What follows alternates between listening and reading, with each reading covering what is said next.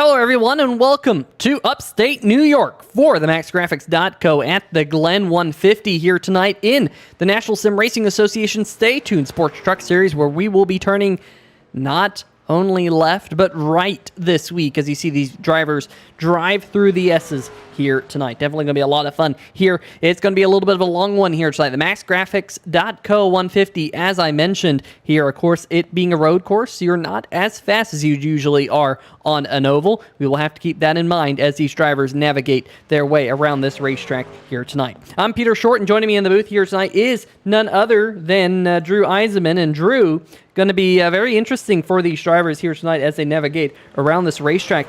It's definitely going to be a long race. Yeah, I mean, I was really shocked when I discovered it was 62 laps. That is a tall order for these drivers to not make any mistakes. And the road course week here at NSRA continues. Of course, we were at Sonoma last night with some excitement towards the front of the pack. Hopefully that's the same case here tonight, though, Peter. I think we're going to see a repeat of the guys that are in this race that were competitive in last night's race. I think Philip Scott and John Cannizzaro are the two guys that we're going to be keeping our eye on that are going to be competing for this win. Yeah, I think so as well. I mean, Philip Scott currently fastest here in the practice session. Of course, we just got about a minute and 25 seconds left here, but he has been very quick. John Cannizzaro, we know he has won here before in the National Sim Racing Association, so we'll be keeping our eyes on those drivers here tonight. And of course, a lot of the drivers towards the back of the pack. Mark Martin once likened this racetrack to the super speedway of road courses, and that makes it a very friendly racetrack to a lot of different drivers. I know this is a favorite among many in the sim community. Adam Dama in the chat saying good morning from Korea. How's it going? Stephen Doziak saying bring F1 back to the Glen. William Kerwin saying he's not racing tonight, have to go get his son. William, hope all goes well with you. Shame you're not in the race truck, but hopefully you can get out there here in a little bit. I'm pretty sure the F1 hates the USA.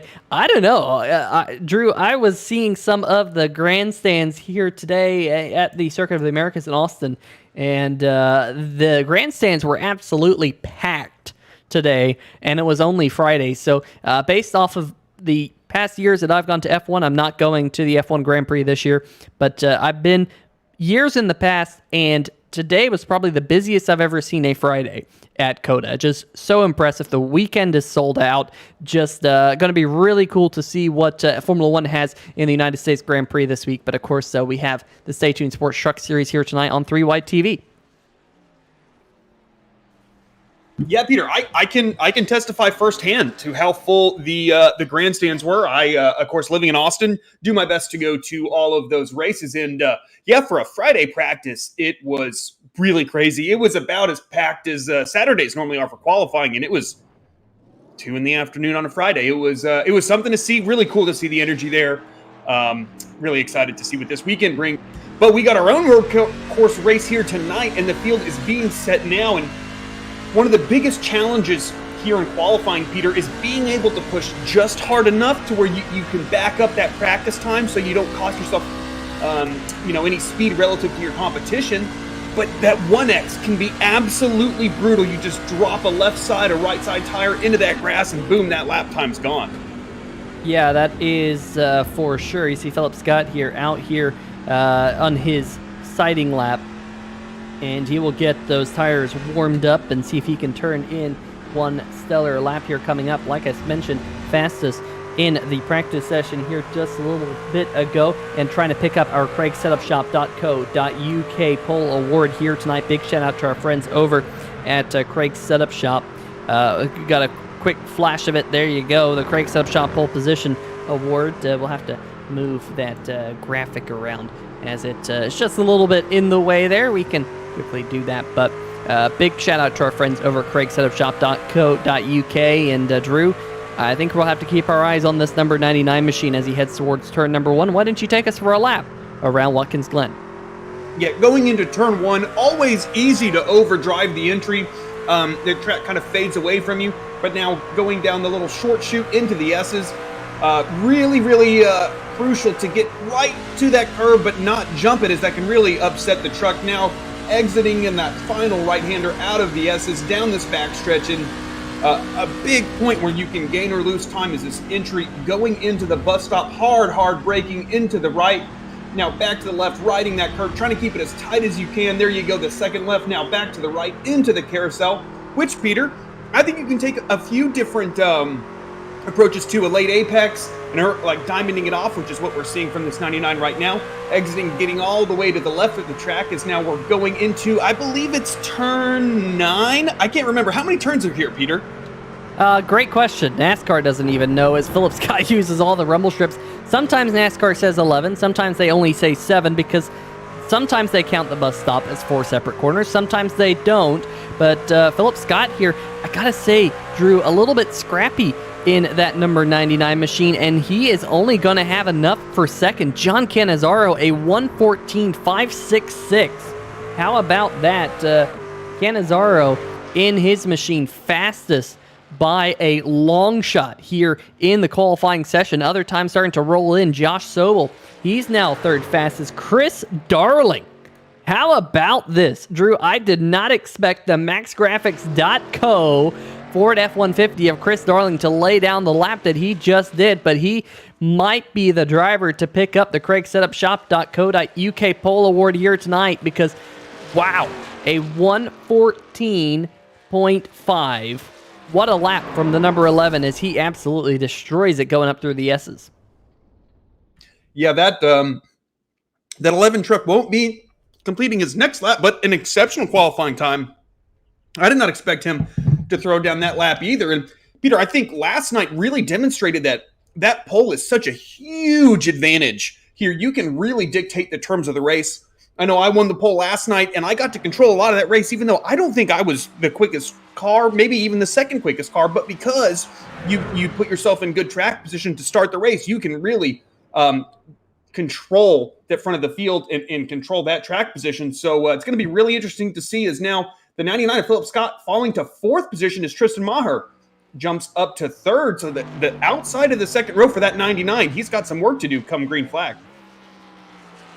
Yeah, and that is a little bit of a shock. I expected Philip Scott to be up there challenging for that pole, but it does look like, at least right now, barring any big surprises, Chris Darling, which in and of itself is a big surprise, fastest here in this qualifying session. Matt Cherry there in the number 54. He's going to roll his machine to a stop. There's Justin White in the number 2 Grinds Coffee Pouch Chevy Silverado. He is out there. He's going around to complete his second lap here, Drew, to try and gain some time. A decent lap by the number 2 on this first lap puts him 13th on the board. We have just about 20 or so trucks here tonight. And the number 2, Justin White, going through the corners known as the bus stop here on the long straightaway. Of course, that corner put in after some accidents that happened right there in the carousel, which I know as turn number 9. And then this turn right here is, I know it as turn number 10. NASCAR actually calls this corner turn number 6. And I think I'm going to go the old school route, Drew, tonight. That's turn 10. This is turn 11. And coming out of this corner, you'll go towards the start-finish line as Justin White doesn't look like he's going to make it to the start-finish line as he goes around. Now, one thing to talk about here tonight, Drew, is the fact that we are going to potentially have caution flags here tonight. What I have been told is if there is a multi-truck accident that is blocking the racetrack, we will have a caution flag thrown. We will see. We have seen in the past here in the National Sim Racing Association, those caution flags have been flown. I mean, I'm thinking back to a year ago when we were at the Roval, where we had lots of caution flags. It ended up being the longest race of the entire season because of all those caution flags that we had at the Roval. Hopefully we don't see a lot of cautions here tonight, and this race can go green from beginning to the end of the race. Yeah, certainly hope that's the case. You introduce a certain element of chaos when you throw yellows here at road courses. Restarts just tend to create more wrecks and more wrecks and more wrecks, and it kind of goes into a perpetual cycle. But I think the Roval's a little unique. There's not much runoff, if any, in most corners. Versus at Watkins Glen a little bit more. Certainly not Sonoma. Sonoma so much runoff that typically accidents happen way off the track or end up going off the track. But here tonight, I think of that short shoot, Peter, that we're looking at right there at the top of the screen. That's where I think that a lot of accidents have happened here. I believe, is that where, if I'm looking at this correctly, that's where that Jeff Burton really nasty wreck with Gordon when he hurt his back. That's where that wreck occurred, where it completely blocked the track. So I don't think it's necessarily improbable. I just think more likely than not, maybe one or two yellows, especially considering our fairly modest field size here. That's for sure. Currently, folks, we don't have any trucks. 0 trucks out there on the racetrack. We got 2 minutes left here tonight. With no trucks out there on the racetrack, I don't see anyone. I mean, technically, someone could go out there, put a lap time in, but historically speaking, the drivers who have yet to put in a lap time have not been top performers on road courses. Of course, whenever you go to road courses, you always talk about road course ringers, Drew, and this is a driver right here on your screen, Chris Darling, who is going to be our CraigSetupShop.co.uk Pole Award winner, unless someone wants to go out there and try to beat him. I don't associate with him with being a road ringer, and he's put himself in a really good position starting on the pole here tonight. He certainly has, and it's exactly what Chris Darling needs to do. If you don't feel comfortable at road courses, which I don't think Chris would consider himself a road course guy, compared to guys like Philip Scott, getting out there and not having to worry about trucks in front of you is a huge thing. The biggest thing on road courses is not mere driving, but I really like the position that the 11's put himself in. And it's going to be really interesting because he has 2 really quick trucks behind him. And Peter, one guy we haven't talked enough about tonight is at number 17 of Tristan Maher, who is exceptionally quick at the Roval and is qualified 3rd here tonight. Yes, that is for sure. Maher is going to try and have a shot to win. It's all going to be about managing your tires here in this 60-lap event. It is going to be a lengthy one. But let's highlight our friends over at CraigSetupShop.co.uk. For a single year, you can get 1 year of the setup shop for $50. That gets you iRacing setups for a whole bunch of different tracks, a whole bunch of different cars, you name it. CraigSetupShop.co.uk has it. You can also get the quarterly subscription, which is only $15 for 3 months, or if you want to just get it for a single month, you can pay $5 to get access to the setups right here, right now. And I'll tell you what, that is something that a lot of drivers in the iRacing community make use of these days. So make sure you check out Craig Setup Shop for the best setups in the business. Well, that is going to do it here for this qualifying session. So we will get down there and, of course, highlight the number 11 as your Craig Setup Shop Pole Award winner. But, Drew, why don't we bring up tonight's starting lineup and let you take it away with tonight's front runner, Chris Darling. As mentioned, Chris Darling on the pole. John Canizaro starting to his outside. That 17 of Tristan Maher will start on the inside of that second row with Philip Scott. Pre-race favorite, not qualifying as well as he would like, starting in 4th position. Then Josh Sobel, who I think had a really solid run last night, hoping to repeat that here tonight. Then Matt Cherry in the number 54 machine. TJ Buck, Randy Bledsoe in the number 81 starting in 8th position. And then Randy Perdue, who is one of those guys right on the edge as far as Chase is concerned. I believe he's barely on the inside, and guys like TJ Buck starting in front of him are just on the outside. Then Nathan Maurer and that 971 round out our top 10. On row number 6 here tonight, Doug Neal in the number 77 Simbox Motorsports Machines. Vincent Valvano will be rolling off to his outside in 12th. Looking a little bit further back in the field, on row number 7, we have Justin White alongside Ben Mashburn, Travis White, Jason Shue on row number 8. Jason was the first of the drivers who elected not to take time in qualifying. Jeffrey Johnson Jr., Garrett Gleason on row number 9, Scott Tompkins, Stan Hausman on row number 10, and Jeff Price and Steven Doziak Jr. rounding out your 22 truck field here tonight. Scott Tompkins, I believe, is the outer race administrator here tonight. So he will be the person calling the caution flags if they need to come out. And, good news here, Drew, is that if you get caught up in something and it's a really big accident, or you have to stop on the racetrack to avoid a big accident, the caution flag will be thrown. But the bad news of that is if we get cautions, breeding cautions, it could lead to a lot of damaged race trucks here tonight. Let's get rid of that starting lineup and take a lap here behind the Porsche safety car. Great looking safety car here tonight in the Stay Tuned Sports Truck Series. And of course, we got Jimbo in the chat here tonight with us on 3 Wide TV. How's it going, Jimbo? Great to have you as always here on the channel. In there saying that he loves road courses. I love road courses too. I absolutely love road courses. I think they're a testament 100%, Drew, of mental strength as much as they are anything else, because you really have to be on your game all the time. You have to be looking for your next breaking point. You have to go out there. You have to be mindful of putting on the throttle a little bit too hard. You don't want to spin those tires and overheat the tires. You don't want to slide the tires. You want to be smooth. You want to be fast. And you're constantly thinking about these things going around the lap time. You're constantly, as you're going down this straightaway at 170 miles an hour, you're looking for your breaking point, those markers on the side. You can see those Toyota signs on the right-hand side of your screen right now. They have numbers on the opposite side that tells you how many feet until the corner, and you're going to be mindful of those. Find your breaking points. Find your marks. Find where you're going to try and turn in the corner and get that car fast lap after lap after lap. And I love road courses for that very example. And this one here, it's so fast. It's so flowing. To me, it's like a roller coaster, and it is a lot of fun. Johnny Williams in the chat as well, saying good luck all and hello to the booth. Johnny, shame you're not out there on the racetrack here tonight. Joey Ramirez in the chat. Tristan Maher as well, saying had to go. Got to take care of the kids.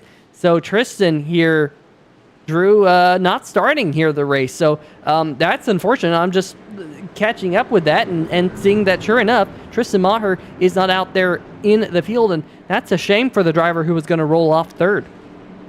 Yeah, I think everyone behind the number 17 is probably happy with that, but I sure wish he were able to not have real life get in the way of this race. But hey, I mean, that's certainly the priority. But Peter, coming through that last corner, here we go. The pace car, that little Porsche 911 about to turn off, and Chris Darling is going to lead him to the green flag. And there we go, green, green, green. Chris Darling gets a good start on that inside line. He will be just about clear of that number 12 of John Cannizzaro with Philip Scott stuck to the outside. What can Josh Sobel do going into turn one? Yeah, these drivers working their way through turn number one for the first time here tonight, and John Cannizzaro with a great move around the outside, trying to do all he can to get around Darling. He's going to be to the inside. No, he backs out of it. Wisely so, as TJ Buck side by side up through the S's, a little bit further back in the pack, racing around Bledsoe back there. Randy Bledsoe in the number 81 with a little bit of a new look on the number 81 machine here tonight. Chevy Silverado is, the 25 machine of Randy Perdue back there gets a little bit slideways. And we also hearing that Jason Shu in the number 3 might have had a little bit of a moment, but he's back on the racetrack. But up at the front here, Drew, I don't think Cannizzaro up at the front, I don't think that he is going to wait all too long to try and make the pass on Darling.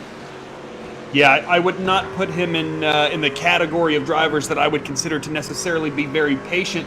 I think he is going to be in a rush to get by this number 11. But Peter, it's one of the arts of road courses is setting up passes, right? You can be quicker in the center of the corner, but if your exit isn't quicker than the guy in front of you, you're never going to get by him. And so it's going to be interesting to see how that 12 sets that pass up. Is now looking back a little bit further in the field. That was, is that the number 4 of Mashburn, a little struggling going into to turn one. He's going to lose quite a few spots.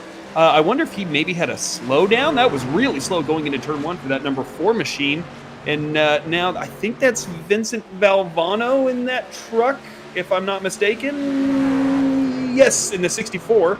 It absolutely is a little compromise through the S's. And that's one thing, Peter, is a couple a couple inches wrong in the S's as far as your line's concerned, and it's really, oh, we got contact in the S's, the number 4, the number 64 into the gravel, but they are off the circuit. I do not anticipate that will bring out a caution, but some decent door contact and 2 trucks off track.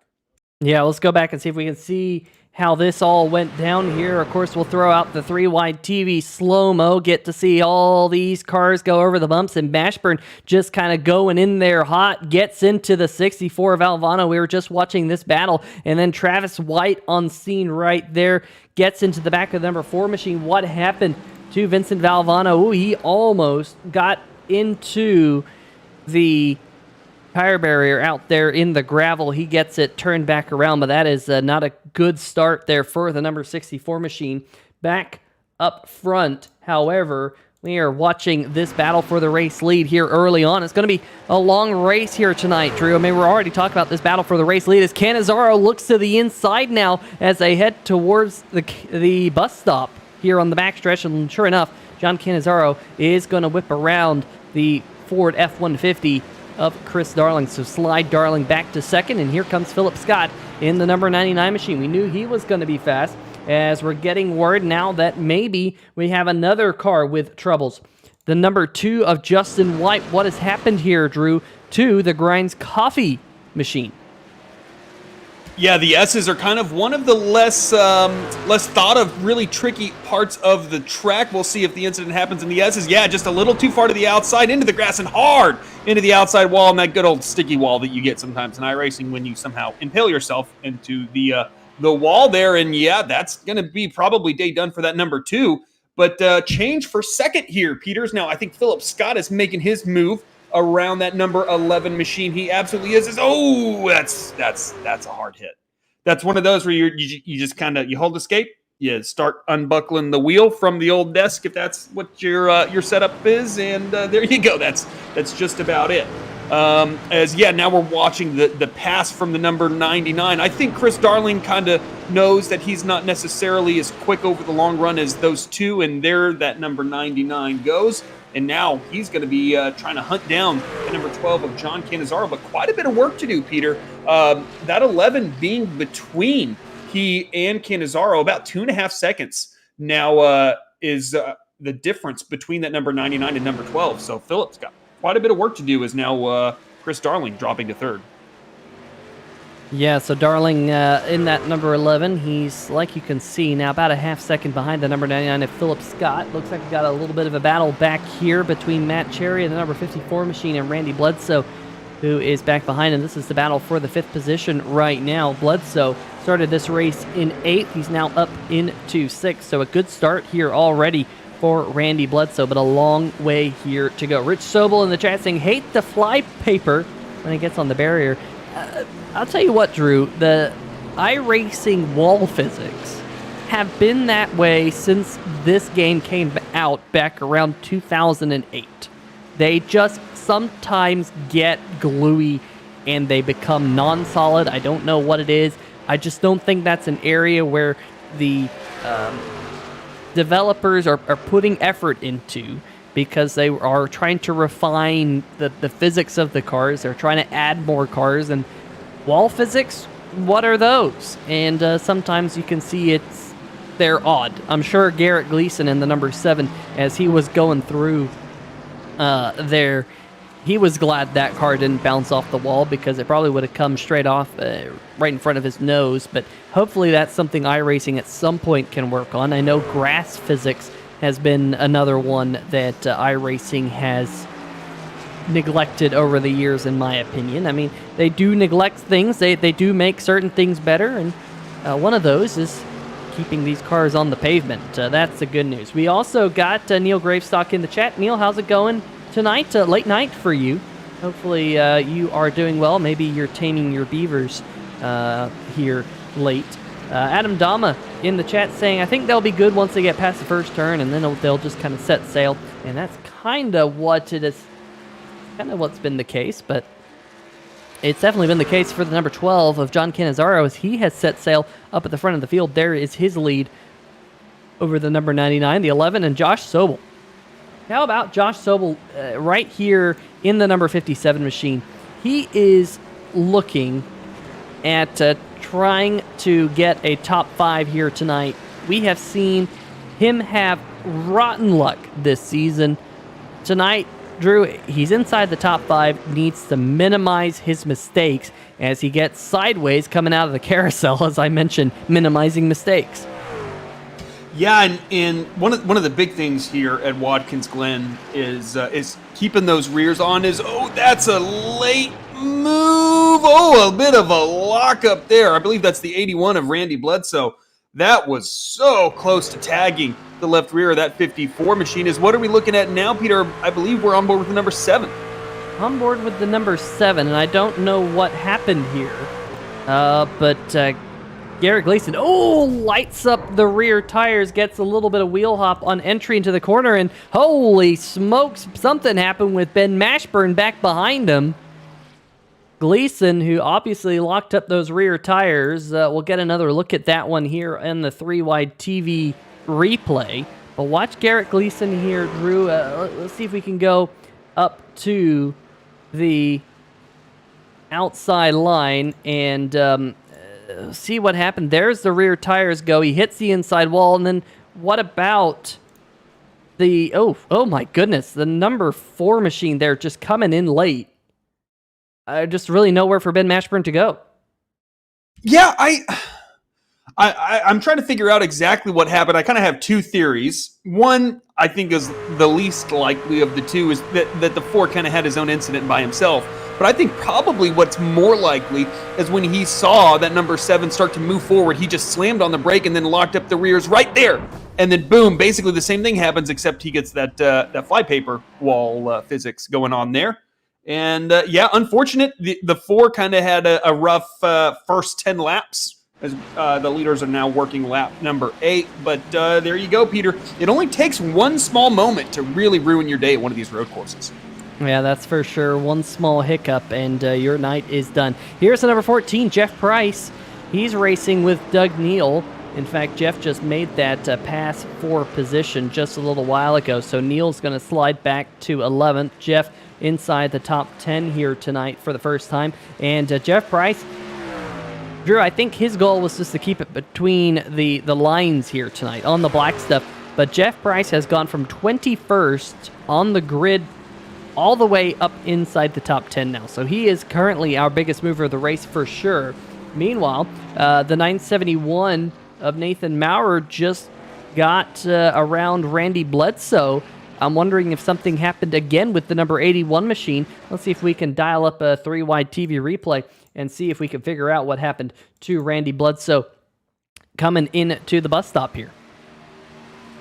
Yeah, looking at this number 81 machine, we saw a bit of a moment with a lockup there just about a lap ago. More wheel hop. And I think he's actually going to get away with this. Yeah, he's going to lose quite a bit of track time in position, as I believe he only might have lost 1 spot, but he lost a ton of time on track. And Peter, I wonder if that's kind of a result of maybe overheating those tires. And that last mistake is now the 81 again having a problem. And Peter, this is certainly what can happen. Once you make one mistake, the tires get dirty, they lose grip, you overheat them. It just becomes easier to make more mistakes, and you just kind of got to underdrive the car a little bit for a little while to get everything back under control, get your rhythm back, and then get back into it. Yeah, so Randy Perdue and Randy Bledsoe, a couple of Randys battling it out right now for the 8th position. And if I was that 81 machine, just got to calm down, let those tires come back underneath you, let them cool down, calm down. It's kind of one and the same thing, but at least for right now, looks like the number 25 is checking out here a little bit on the number 81 machine. Back up at the front of the field, let's see if we can kind of see what is happening between these 2 drivers here, Cannizzaro and the number 99 of Philip Scott. And it's just saying that Philip Scott has been faster 4 of the last 5 laps, Drew, but not significantly faster. Cannizzaro on lap number 6 was faster by almost 0.3, and Scott might have been able to kind of make that up over the next couple of laps, but pretty even right now between our top 2. Yeah, it has been. I think the 99 is going to get stronger as the run goes on. Based on, again, this is just observations from last night. I think Philip really excelled over the longer runs. I think Cannizzaro might have the raw speed over Philip Scott. So maybe if we get a late race restart or something like that. But I think this 99 will slowly reel in the 12. For me, Cannizzaro has had a ton of pace, but we just saw kind of inconsistency really cost him a chance to battle towards the front last night. Can he avoid that here tonight? I think he's a little more comfortable here at Watkins Glen. I know when I've been on the track with him here, he was very competitive versus I don't think maybe he was as comfortable at Sonoma, so maybe that's playing into it. But we will see this time by, Peter, if Philip Scott made up any time. Visually, looks like a little bit, but we will have to see. Yeah, just under a tenth, but this is a fairly long race. We're only a sixth of the way through it. If that small trend, just a little bit each lap, keeps up, the 99 will be on the rear bumper of this 12 machine before too long. Yeah, that is for sure. Let's look a little bit further back down. Jeff Price continuing his climb through the field, just got around Randy Bledsoe. That is for the 9th position as they head towards turn number 1. So the number 14, great job for him in the Back Channel Productions Chevrolet, continuing his rise up through the field. So we will see that number 14, whether or not he can move up towards the top 5 before the end of the night. Throws a little bit of a block on Randy Bledsoe, and Bledsoe comes right back at him, and doesn't look like Bledsoe is going to get a run there into the bus stop. So we will see if that battle for position kind of simmers down. So things just kind of settling out right now, just kind of looking at gaps between these drivers. Looking a little bit further back, we do have this battle for position between Stan Hausman in the number 39 machine. There he is in the BeerStreetJournal.com Ford F-150. Of course, last night, if you didn't see it, the Beer Street Journal Grand National Series in the National Sim Racing Association was at Sonoma Raceway, so a double dose of road courses this week, and then that pretty much gets them out of the way for the remainder of the schedule. But sporting the pink colors, of course, it is October for Breast Cancer Awareness Month. So Stan Hausman right now coming out of turn number 11 onto the front stretch, and he's being hounded by the Total Nonstop Racing number 55 of Steven Doziak there, the really colorful red-white, or red-yellow and blue machine back there. And Hausman runs wide in turn number 1. That's going to give Doze an opportunity to make a pass, and Steven Doziak gets on by, so move Doziak now up into 13th, and Stan Hausman back to 14th. Garrett Gleason joining us in the chat. Ben Hartman asking, what does it cost to race in the chat? And, well, Ben, it's kind of a loaded question these days. iRacing.com Motorsports Simulator uses the PC only, so you can't use like a console or something like that. So you have to have a good enough PC to run it, as I think Vincent Valvano back there might have had a little bit of an off. Sure enough, he did.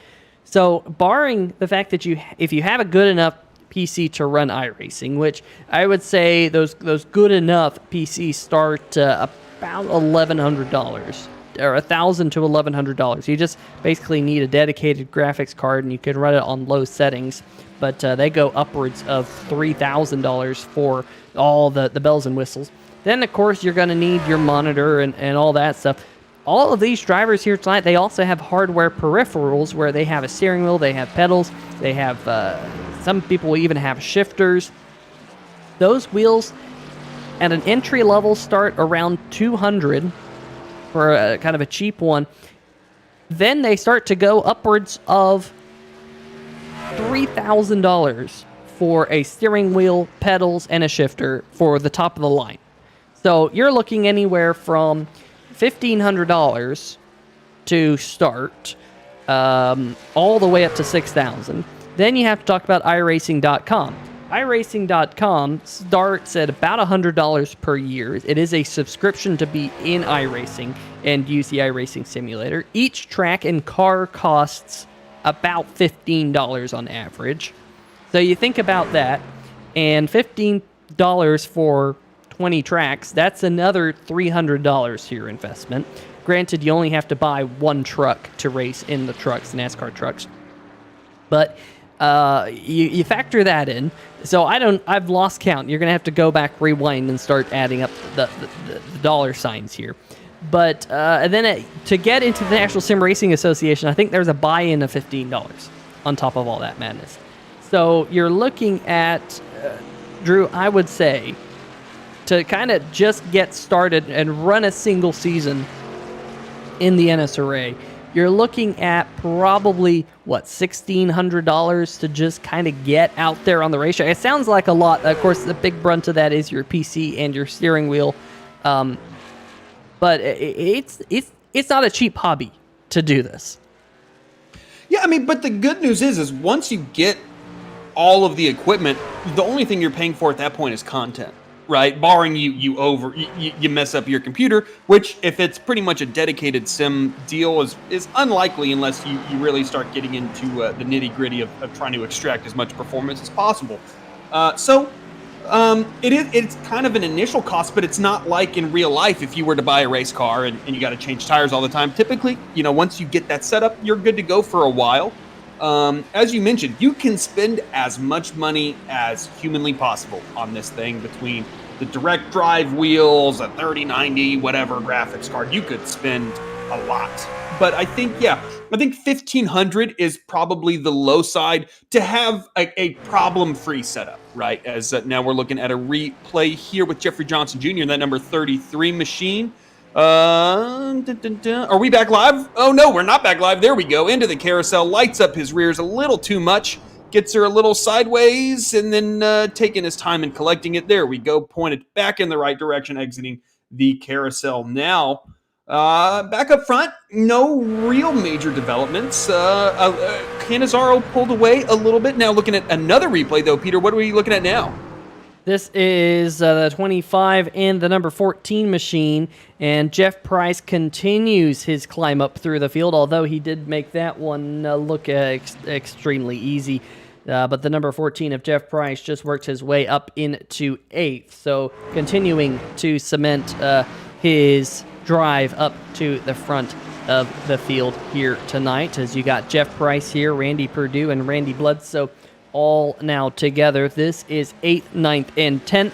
And looks like now Randy Bledsoe looking to the inside of Randy Perdue, as we got the row 4 Randys, as we called them a couple of weeks ago. And looks like, now they're coming right back at each other. This is a good battle right now for the 9th position. Yeah, I was going to say, man, if they're racing side by side in the S's, that is a lot to ask of the driver next to you. It takes a lot of patience and a lot of give and take to make side by side in the S's work, but these guys get it back down to single file. But what's going to happen here in the bus stop is Mr. Bledsoe in that number 81 machine going to make a move on his fellow Randy. Not quite. That's a shallow entry. He's going to have to lose a little bit of apex speed in order to get that thing cutting back in the right direction. That's one thing that I've noticed, that some of these guys are maybe a little cautious going into the bus stop, Peter, and one way that you can kind of be a little overcautious is by shallowing that entry, and then you're kind of costing yourself as far as angles are concerned getting through the bus stop. I think that's what happened with that number 4 machine when he had his incident with, I believe, if I'm not mistaken, Mr. Vincent Valvano, when there was that contact in the bus stop. But yeah, a great little battle here for 9th position between the number 25 and the 81 machines. And I think probably, Peter, this is the closest battle on track right here. Is now we're on board. Looking backwards on the number 12 machine of John Cannizzaro. And that purple truck in the background is Philip Scott, our second place driver. When we last looked at this battle, it was about a 2.2, 2.3 second lead. Now up to 2.9. So a moderate growth, but the number 12 expanding his lead a little bit now. Yeah, just starting to stretch it out a little bit. Of course, we're now getting a little bit further into the run. We're about to complete lap number 17, so really clicking these laps on by. And I think the possibility of having a caution flag is now going to continue to reduce as the field continues to stretch the gaps out between one another. We are riding on board with Philip Scott right here. Let's see if we can dial up some of the cool cams that we have here tonight. around this racetrack. We got this one right here where you can see the number 99 clipping that apex right up through the S's, and now on to the long straight right here. We also got some drone cams here tonight, which are going to be fun to put into use. Of course, we got the 3-wide TV gyro cam right here, which automatically stabilizes. And this is one of those drone cams that we have, courtesy of our friends over at Sim TV. Make sure you check them out. Ben Hartman saying, I can see how you could spend a bunch of money on it. Looks fun. Yes, it is a lot cheaper than a real car. Yeah, I think that is kind of the saving grace, isn't it, Drew? That it's a lot cheaper to go out here and run one of these virtual iRacing machines than it is to go out there and buy a real race car. Go out there and spend, $3,000 on a set of tires almost. You can spend a lot of money really fast in real life racing as well. But it's fun when these drivers can pick it up, 5 nights a week, go out, go race, and have some fun. And like you said, once you've put that money, once you've invested in a good enough computer to run it, once you've invested in your steering peripherals, then it's really just keeping up with the iRacing content, making sure you own the tracks, make sure you own the cars to race. And at that point, it just becomes kind of a yearly subscription that you pay to be in the iRacing simulator. So, but yeah, I mean, I've seen some people go all the way up to thousands and thousands and thousands of dollars. Adam Dama in the chat saying he thinks he has about 4,000 to 5,000 put into his racing setup. Yeah, you can get up there. And I've even seen there's an Aston Martin simulator where it comes with a seat, it comes with a rig, it comes with everything you might ever need. And that Aston Martin simulator thing is like $30,000. No joke. And I don't even know how good I don't know how good some of the stuff is, if some of the peripherals are deemed top of the line. Brantley wrote in the chat saying he has 5,000 on his PC alone, but he designs a bunch too. And of course, you need a good PC to do a lot of design work and crunch numbers and stuff like that. I do streaming. I have a good amount of money invested in my machine as well. It can get costly pretty quickly, but it sure enough is cheaper than a real car. And one of the cool things about iRacing.com and the iRacing.com simulator, if you've never tried it before, but I've had the luxury of being on a virtual racetrack with Max Verstappen. I've been out there on a virtual racetrack with Lando Norris before. Formula One drivers. I've been out there on the virtual racetrack with Rubens Barrichello, former Formula One driver and winner. I've been on the racetrack, with some really big names who were real drivers. I mean, Frank Biela was one. I've been on the same virtual racetrack as Frank Biela, who was one of my Audi endurance racing idols growing up. It was just really, really cool to be out there. Rich Sobel says, how many drivers in sim racing have actually driven a real race car? Drew, I would think that the percentage is extremely low. I mean, what would you say? Probably less than 1% for sure out there, at least from my personal experience of people that I've met. But I know other people who have dabbled in it. Yeah, I mean, I think it depends on your definition of a race car.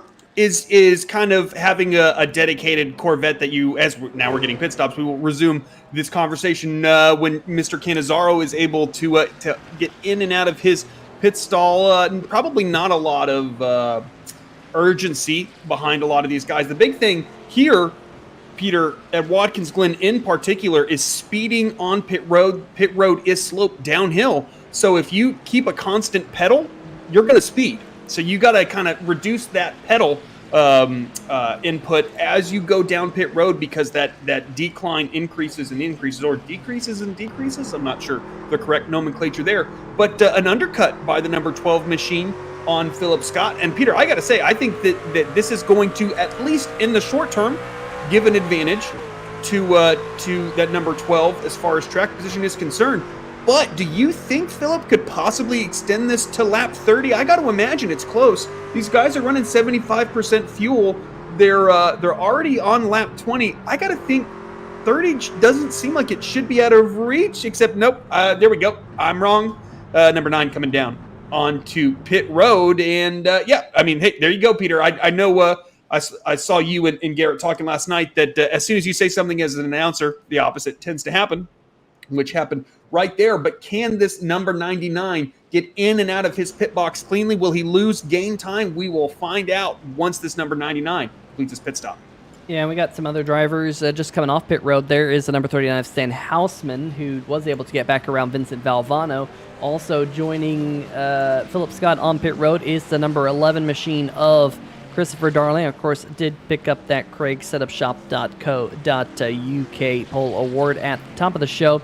Vincent Valvano also on pit road back there. One driver that we haven't really mentioned a whole lot here tonight is TJ Buck in the Bucky's machine. There he is. And then at the top of your screen, the number 14 of Jeff Price in the Back Channel Productions, who is the biggest mover of the race so far. He's staying tuned to the Stay Tuned Sports Podcast.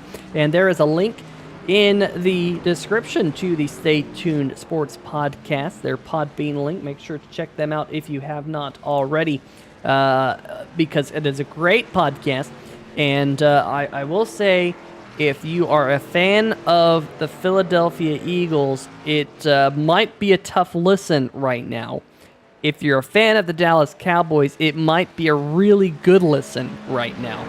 And just saying, just the NFL isn't going Jimbo's way right now. Rich Sobel in the chat saying Josh raced in Bombers Division on dirt. His car number was 69. Nice number. Adam Dama raced go-karts for 8 years as a kid. I did not race in anything. I never had the money to race real cars, so this was where I eventually got money. Granted, I remember back, Drew, when I first started playing iRacing, I was playing on, at that point, probably a $600 computer, and I had my $300 wheel. I think it was a bit more affordable back then. It might still be. Maybe I'm overstating it a little bit. Of course, inflation has hit since I was a kid, but iRacing was much more affordable for me to do back in the day, and that's what I spent a lot of my time doing in my teenage years. And of course, NASCAR Racing 2003 season back then. I know you spent a lot of time doing that before going off across the world and in your deployment, but it really is a way to get out there on a racetrack and have some fun. Yeah, it is. So I would like to get back to who I've raced in iRacing. I have had the pleasure of getting wrecked and called an idiot by both Max Verstappen and Shane Van Gisbergen. So I think that is kind of a badge of honor that I have earned, being called an idiot by both of those drivers as they wrecked me.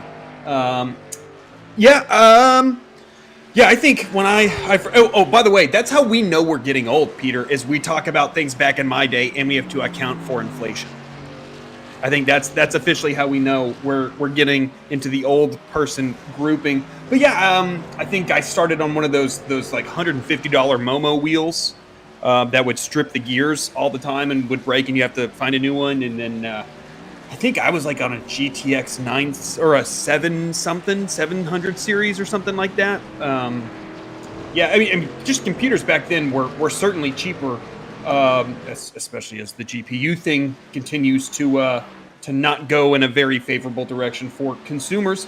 But yeah, I mean, everything now is substantially better, though, even though it costs a lot more. So it's kind of all relative. But yeah, I mean, it's a really fun service.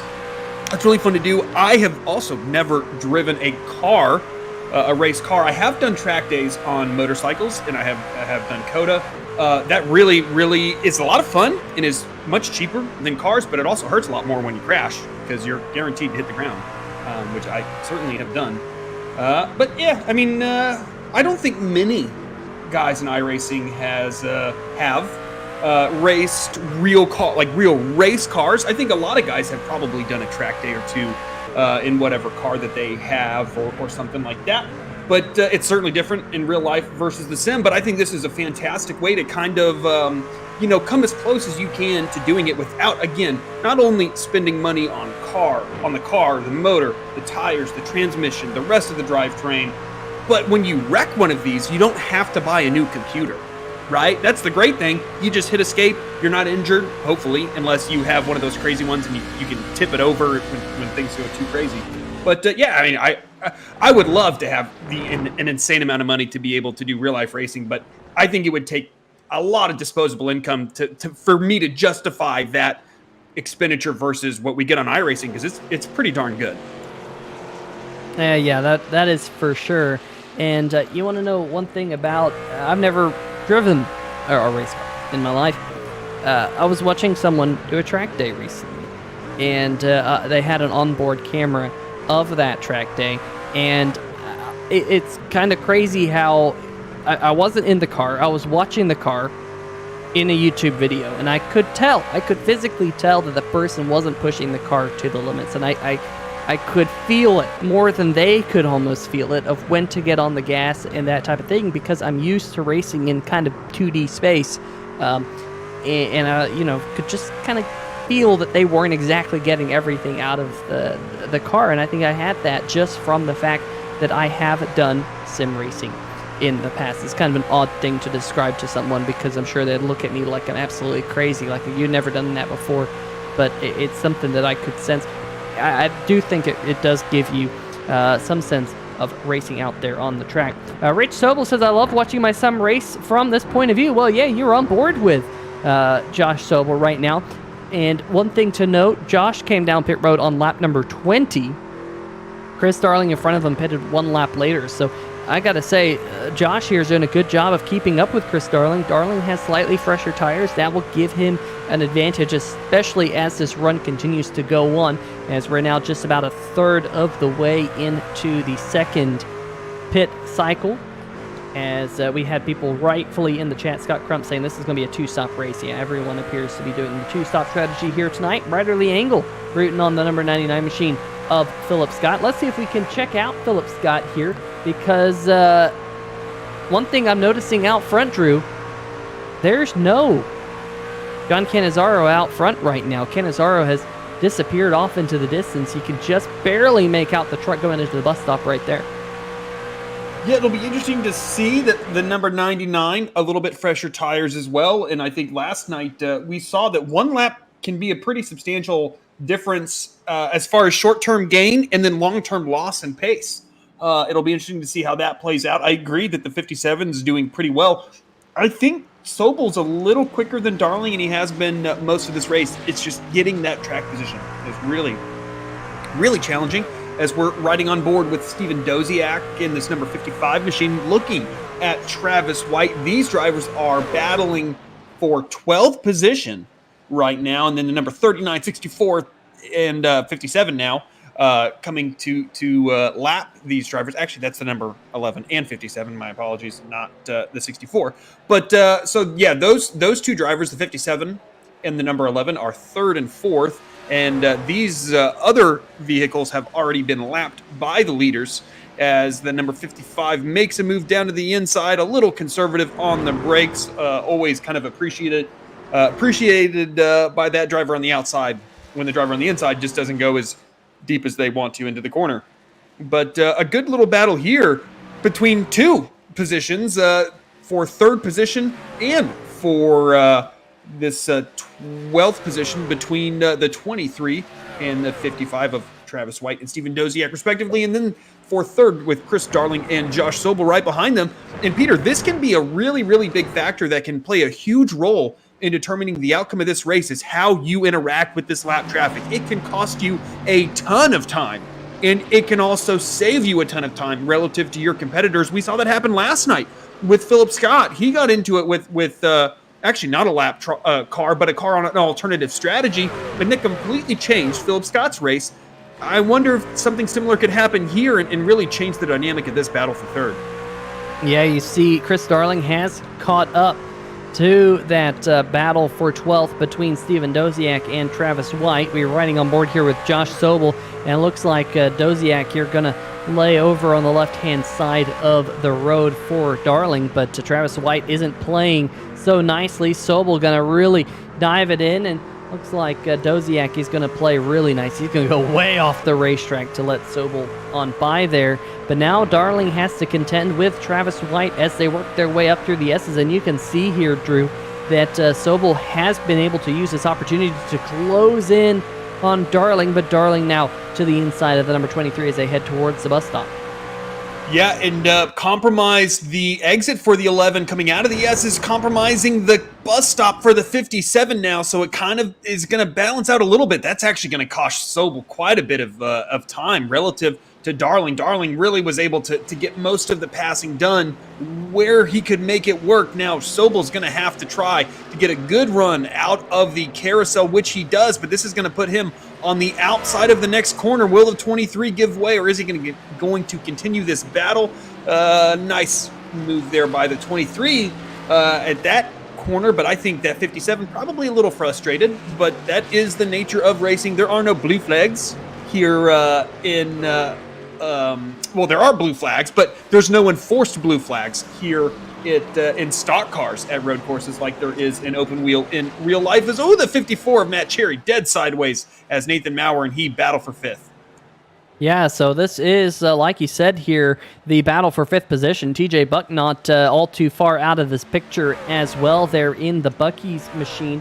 So these drivers are going to be kind of on a mission here to pick up some spots here. Of course, top 5 is kind of a magical number, Drew. You at least want to get a top 5 if you can.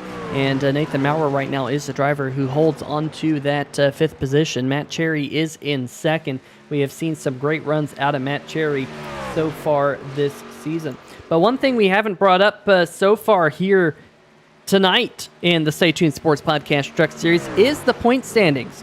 And currently, it is win and you're in. 5 drivers have preliminarily punched their ticket into the chase for the Stay Tuned Sports title.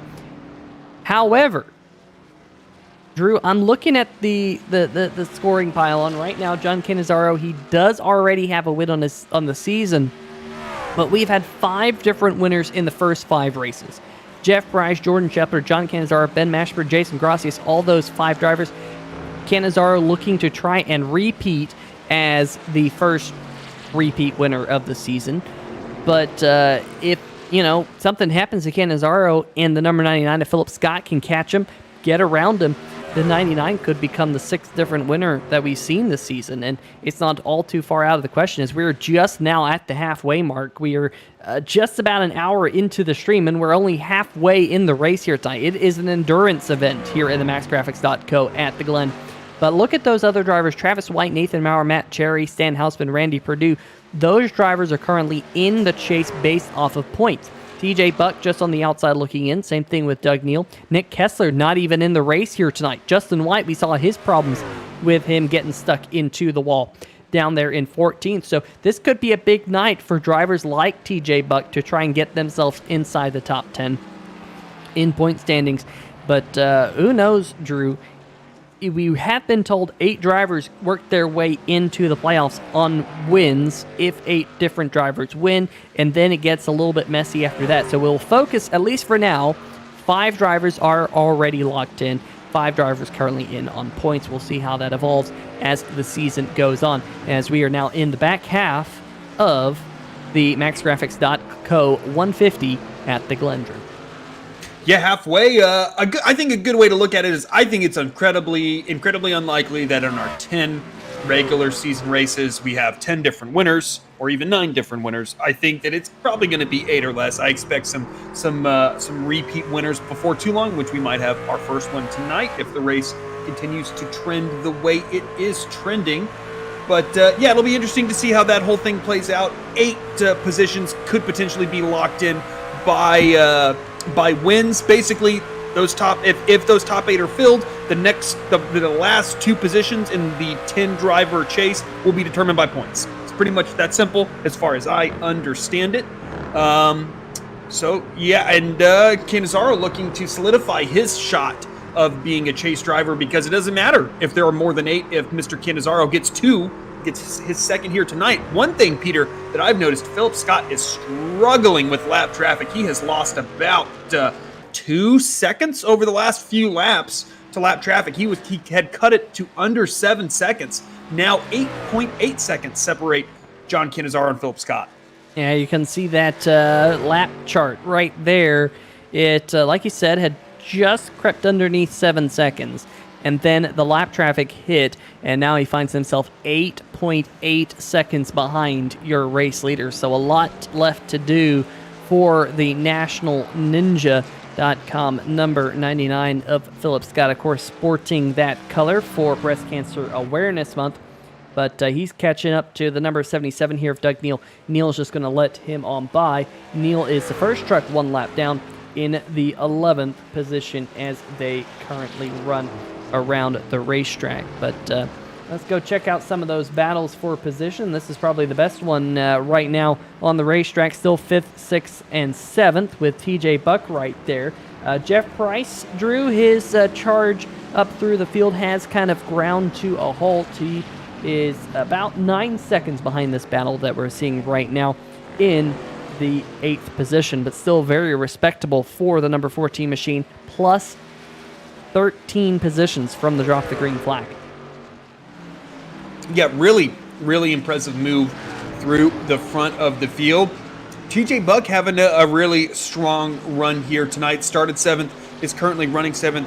We are looking at him right now. Matt Cherry, a driver who's certainly having a better night tonight than he had last night with some issues at Sonoma. Again, running where he qualified, started 6th, running 6th, and looking in front of him, that 971 of Nathan Maurer is for track position. That 23 of Travis White is not. So we'll see how this goes. And Peter, this is always my least favorite part of the track, to catch a slower truck, is going through the S's. It's such a difficult corner or series of corners to get right by yourself, let alone when you're dealing with another truck that you don't necessarily know what line they're going to be taking. And the last thing you want to do is have contact, because that is going to go absolutely horribly. But a good job by those two drivers in Matt Cherry and TJ Buck for getting by that number 23 machine. And a good run for TJ, because he was just on the outside of that top 10 as we came into tonight, battling with Randy Perdue, who is running 9th. So I think TJ's going to be really close to moving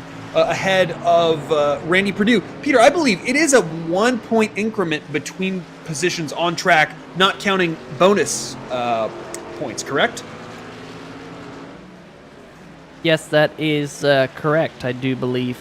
So we will keep our eyes on that. But, man, TJ Buck now all over the back bumper of the number 54 of Matt Cherry as they work their way through turn number 1 once again, working lap number 35 of the 62 on hand here tonight, working their way up through these S's. Luckily, they're free of that traffic, as Nathan Maurer was able to use that to just scoot away in front of Cherry. You see a little bit of a gap now forming between those drivers. How quickly things kind of ebb and flow here on these road courses.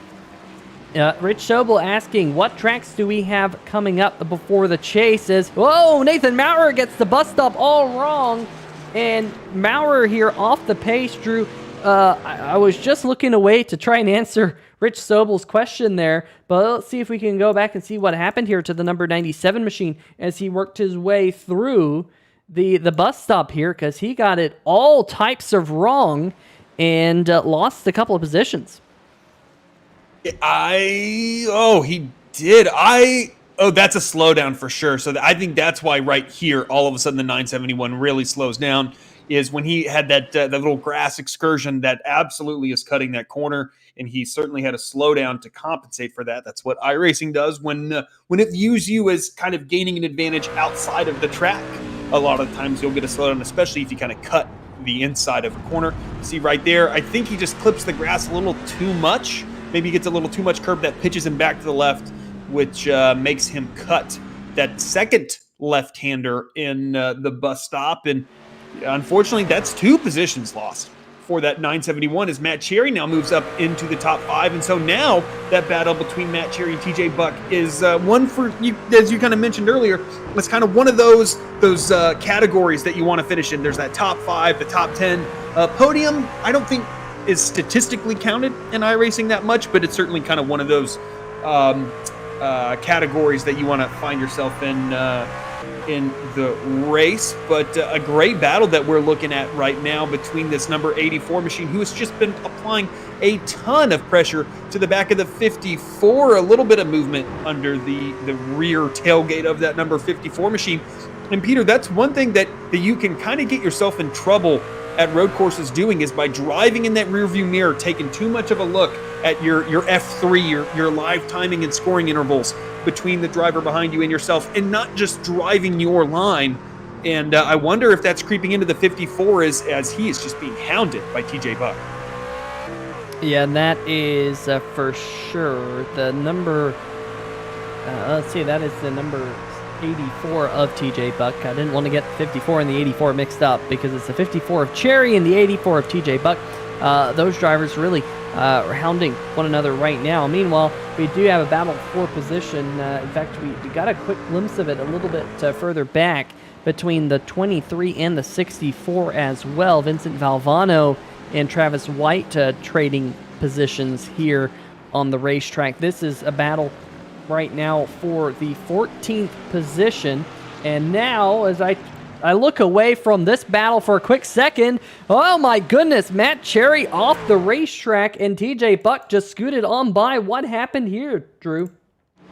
That's a great question. We're going to have to find that out. I wonder if there was contact. No, the 54 just loses the rear end. No contact, though. That is a really fortunate place for that to have happen, as the boot kind of goes off to the left where Matt Cherry's truck spun to, and no damage, able to keep going, but a pretty costly mistake by Matt Cherry.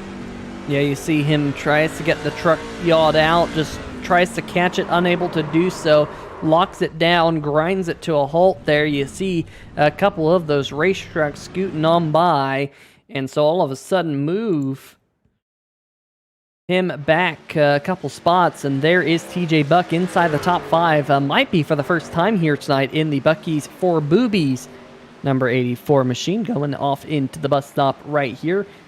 Nathan Maurer finds himself in the 6th position. Matt Cherry now back to 7th, and we were saying that was a pretty big mistake by Nate Maurer a couple of laps ago there in the bus stop. Well, it has gone from bad to worse for Matt Cherry with his little spin, because you can't even see him in the same picture anymore as these two. Yeah, and like we mentioned earlier, when you have a moment like that and you light up the rear tires like we saw that 54 do, it's a challenge to try to wrangle that thing back into control, to get those rear tires calm down, cool down enough to be able to kind of get back into your rhythm. And it's just how many positions do you lose? How much time do you lose? And do you make another big mistake like that? Because it just kind of is so easy to do when those rear tires aren't working like you want. Is now the number 14 machine of Jeff Price hounding Matt Cherry, as a little bit of an apex miss there by the 14, but you just see how much that 54 is moving around under Matt Cherry. Yeah, we see this a lot from Matt Cherry this season here on 3 Wide TV. He is not afraid to get his truck yawed out. We've seen it at every single track that we've been to this season, and unfortunately, we've seen it bite Matt Cherry a couple of times this season as he throws it into the bus stop again very late on the brakes. Oh no, Nathan Maurer on your left right here, the 971 machine. He must have had another issue going through the bus stop. And just like that, Matt Cherry gets his way on by, and looks like the number 14 of Jeff Price now trying to work his way on by the 971 machine, not able to do so. Drew, time to dial up the 3 Wide TV replay. Yeah, another problem in the bus stop for Nathan Maurer. Exactly what happens here. Look how much time there was, track position there was between the 970. Oh, that's a wheel hop going into the bus stop, and then the rear tires into the grass again, gets that thing going. So no damage, but just that grass is absolutely brutal. You talked about the changes to the grass that iRacing's fairly recently made. Previously, there was a lot of grip in the grass, and then once they changed it, like, you could just go off into the grass and it wouldn't make a big difference necessarily, other than a 1X, right, an off-track incident point. But then Then it became like ice, and now they've kind of found a nice happy medium ground where it penalizes you if you make a mistake, like we saw the 971 make, but it doesn't send you skating off of the track and into the tire barriers, kind of unrealistically like was the case before. Now riding, I believe, on board with Chris Darling, solidly in third position, though, at 57, not letting Chris Darling get out of sight. No, and, with the errors that we're seeing made by very competent drivers like Nate Maurer, all it takes is a little mistake by Chris Darling, and Josh Sobel will be right there. So he's just at that spot where he is able to apply some pressure to the back of the MaxGrafix.co machine. Of course, I know Chris Darling wants to do well in the race that he sponsored. He is MaxGrafix.co himself. Meanwhile, we're hearing that that battle a little bit further back between Nate Maurer and Jeff Price might have... Oh, that's the reason for the pass. We're getting word that the 14 got around Nate Maurer, and that's because Nate Maurer has come down pit road to take his final set of tires here tonight. So, Drew, we got 21 laps to go. We think drivers can make it to the end of the race from here, and here comes Chris Darling, Josh Sobel, and Philip Scott coming down pit road along with your race leader, John Cannizzaro. So pit road is open here. We think this will be the final pit stop for all of these drivers, barring some issues as Philip Scott just overshot his pit box a little bit. All good for John Cannizzaro, as he's already down and away. Yeah, I don't anticipate there being another pit stop unless something goes pretty terribly wrong for one of these drivers, right? I think if you make a huge mistake and you wreck the truck and you get a meatball, you're going to come down pit road again. Or somehow, if there's a caution, which I don't anticipate, but you never know, I think that guys would come down again as well. But yeah, Philip Scott not letting Cannizzaro undercut him that time. I don't know if there's enough time and enough pace out of that 99 to run down 14 and a half seconds between he and John Cannizzaro. But again, Peter, as we've seen, it only takes one mistake out of that number 12, and all of a sudden we have a brand new battle as Matt Cherry making his pit stop now, as I think most of the field is starting to truly cycle in and out of pit road. And one thing that I mentioned earlier that I'm kind of curious as to if it's been a problem tonight or not. Have you noticed any speeding penalties on pit road? No, I have not seen any speeding penalties on pit road. I've been mindful of that, and I have not seen any here tonight. So Rich Sobel has asked the question. I've had it pulled up for quite some time now. Of tracks still remaining this season. Next week, my birthday, we go to Bristol Motor Speedway for 200 laps around the famed Bull Ring, the last great Coliseum, whatever you want to call it. But we go to Bristol 1 week from tonight. Short tracks, anything can happen at Bristol specifically, especially with how difficult it can be to pass. Week after Bristol, we go to Talladega Super Speedway, 98 laps, a long race, 250 miles at Talladega. That's going to be interesting. We got William Kerwin in the chat saying that's one that I'm going to have on my radar. TNR Rock and Roll Spectacular 200, the Lucas Oil Raceway, a very, very short racetrack. Lucas Oil Raceway, Drew, is a very tricky one to race at. We go there on November 12th. Week after that, we go to Las Vegas Motor Speedway. Then we have an off week for Thanksgiving. Then we have 3 races before the Stay Tuned Sports Podcast Chase for the Championship. Dover on December 3rd, Michigan December 10th, and Richmond on December 17th. Those 3 races are going to be extremely interesting, that's for sure. And then after Richmond, that's when we start the chase. It is a 5-race chase. Daytona International Speedway to kick it off. Super Speedway race, anything can happen there. Homestead, Miami, 1 week after that. We stay in the great state of Florida. North Wilkesboro, we go to the short track. Again, like I said, anything can happen on short track, so that's going to be an interesting one. And then Auto Club and Atlanta Motor Speedway, a couple of speedways to round out your season in February. February 4th, 2022, folks, is when the Stay Tuned Sports Truck Series will reach its conclusion. Still a lot of miles, still a lot of races left to crown our next champion here in the National Sim Racing Association.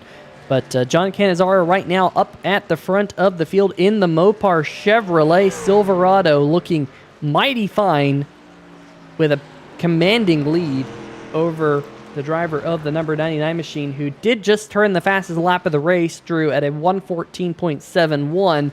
But Philip Scott about 15 seconds behind the race lead right now. Yeah, a solid run from this number 99. Peter, I wonder if he's kind of in the stage where, okay, just don't make a mistake. Hopefully the leader makes a mistake, because I think we're just seeing nice, solid, consistent lap times out of that 99. But this is certainly not in that kind of relaxation, just run my race mode, because the number 11 and 57 have been at close proximity with each other for quite a few laps now. They seem to kind of rubber band a little, maybe a second, and then all of a sudden it's half a second, and then it's a couple tenths, and then it's back to a second. These guys have just been all over each other all race, and you got to wonder if that 57 is going to try to start making some moves here after this final pit stop. Only 18 laps to go. Yeah, so the lap count is winding down. Of course, about 1 minute 15 second lap times here at this racetrack, as we're getting word that possibly we've had an incident out there on the racetrack. Let's see if we can dial up our camera out there in turn number 10. Steven Doziak Jr., the Total Nonstop Racing Toyota Tundra, going through turn 10, goes off the racetrack, gets all that dirt on the tires, and then in turn number 11, Drew, all that dirt that he accumulated on the tires, the thing just completely broke sideways, and he might have his ego hurt just a little bit, but he gets back going in the number 55 machine. Yeah, I was wondering for a second if he was going to, continue on his trajectory towards those tires. Luckily, able to not do so, as here comes Chris Darling in the number 57 of Josh Sobel, going by that number 33 machine of Jeffrey Johnson Jr., who is in 16th position. These guys are battling for third still, and I think that this has been a really solid run from both of these drivers. I know Darling won the pole, and now it's an awesome accomplishment given his kind of practice pace, which honestly, Peter, he just kind of marginally improved on his practice pace. But I think that he knew after the first few laps, when he was getting pressure from the number 12 and then the 99, that a third would be a good solid run for him. And then Josh Sobel's had a great races. Ooh, that's on the edge of a slowdown for that number 11 machine. That was an aggressive second part of the S's for him, cutting back to the left.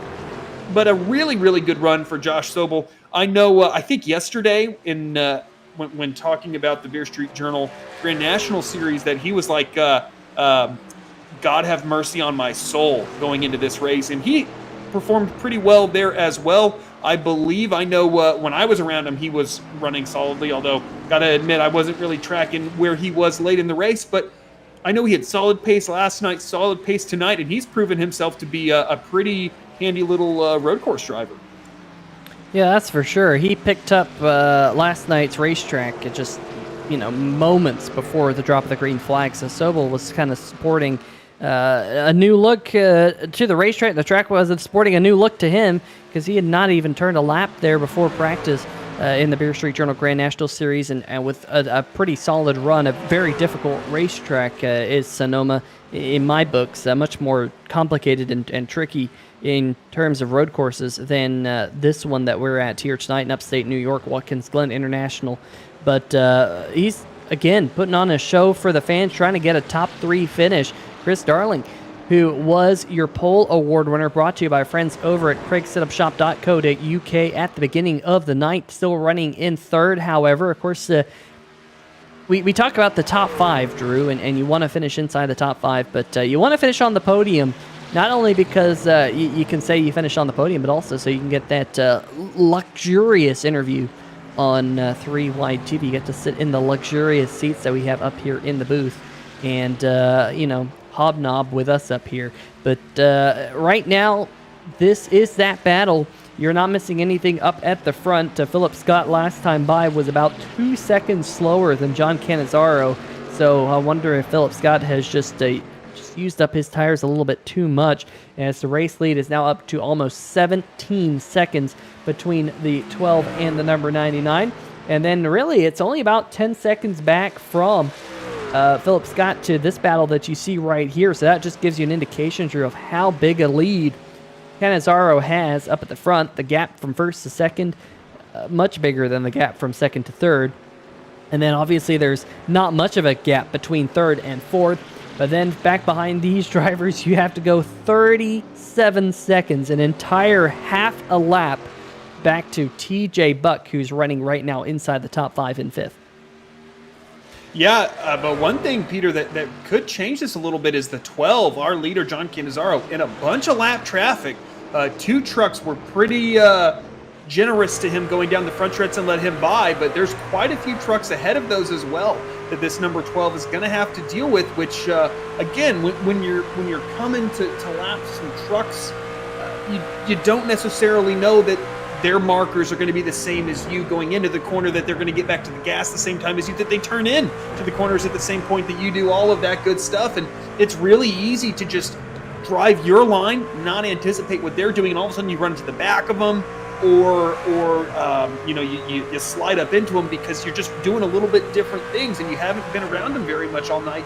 So this certainly could potentially be a little bit of a twist here. Now riding on board with the number 54 of Matt Cherry, looking at Nathan Maurer, the battle for 6th position as TJ Buck has scooted away from these two guys. About 7 seconds separate Buck and Maurer, who we're looking at as, yeah, you talk about Matt Cherry. I don't think anyone will ever accuse Matt Cherry of underdriving a truck. No, he tries to yaw it out every single opportunity that he has. That number 54 is usually one to keep an eye on. I think really, if you could keep a 3-wide TV camera on a couple of drivers, one, John Cannizzaro, we call him the wild child here on 3-wide TV because he's always up to no good on ovals. He's up to a lot of good here tonight on the road course. But another driver is, of course, Matt Cherry, just because he's just exciting to watch. He kind of reminds me of Jimmy Spencer. They used to call him Mr. Excitement. I think that's kind of what Matt Cherry has in terms of his driver's style. Just always has it slideways, and we've seen that be good for him at times. We've also seen that work against him at times here on the channel. As we're hearing now, something has happened with Jeff Price, the number 14 machine. He is not even on the racetrack. Jeff Price did something. Did he crash? Did he return to the pits? Did he retire the truck? I don't know what happened here to the number 14 machine of Jeff Price. Well, we can go and see if something major did happen to the number 14. Perhaps, I don't really know here. Okay, on board, or not on board with him here, but following him here. Go on board with him, going down into turn number 10 here. And Drew, okay, so he misses the apex. He goes off into the grass, gets sideways here, and comes back on the racetrack. And then based off of my live timing and scoring, had some connection issues. He brought it onto pit road, and that was it. He got out of the number 14 truck, and his night is done. So the biggest mover of the race, the Back Channel Productions Chevy Silverado, just brought it into his pit stall right there, and he has left the racetrack. Meanwhile, while we were watching that replay, more action has happened on the racetrack here tonight. And trying to see if we can get this dialed up for you.